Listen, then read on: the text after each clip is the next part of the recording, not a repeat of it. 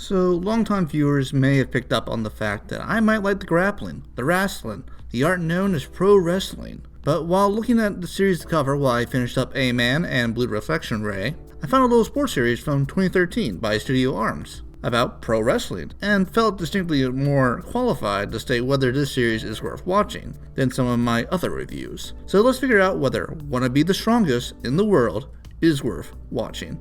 So, Wanna Be the Strongest in the World tells the story of Sakura, a popular idol for the group Sweet Diva, who, while working a TV program with the female professional wrestling group, saw her friend and group mate Elena get overly stretched to the point of injury by one of the wrestlers who was pissed she had to work with the idols. So Sakura breaks up the fight and makes the decision to make the jump to pro wrestling, to make Ryo respect the effort and work that goes into being an idol. Thus, Sakura must learn the art of grappling and survive the brutal training it will take to make it in the ring, with the latter half seeing her being entered into a tournament where a masked wrestler has specifically set out to end her wrestling career. Which story-wise isn't bad. We get to see the effort our underdog goes to get that big win, with the second half needing her to risk it all to prove she deserves her spot in the field. But again, I don't think anyone's really watching this series for the plot, as this is an ecchi series. So yeah, this series decided to combine the two versions of TNA, so we get both the wrestling and the moaning and holding shots that you would expect from an ecchi series,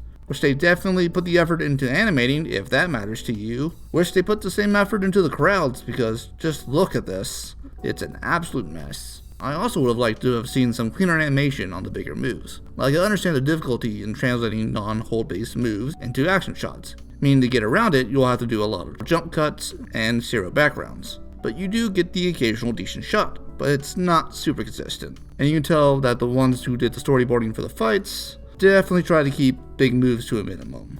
But I'm sure they only did that because they were too busy playing out the other kind of plot.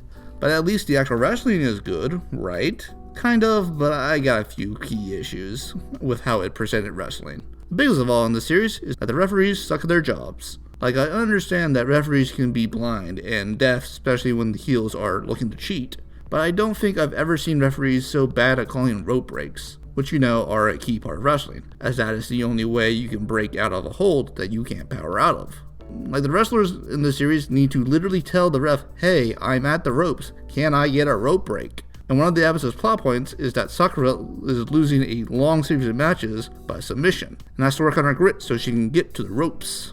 But if you look at her actual matches, she's literally doing everything right, as she gets to the ropes. The refs are just so slow in calling it rope break that her opponents pull her off before the referees can call it. Like, I could understand if some of her opponents had someone distracting the ref, but the refs, I guess, are just also rookies and don't know the rules. Secondly, and I understand kayfabe exists, but I'm pretty sure most people by 2013 knew that wrestling is predetermined. If you want to run only shoot fights, I guess you can. I think you're absolutely asking for your fights to turn into holdfest and a lot of injuries, but I can't stop you. But there had to be a better way of doing this. Like, I get I'm asking for an ecchi series to put some thought into its story beats that doesn't involve ecchi, but I'm not watching this for the ecchi.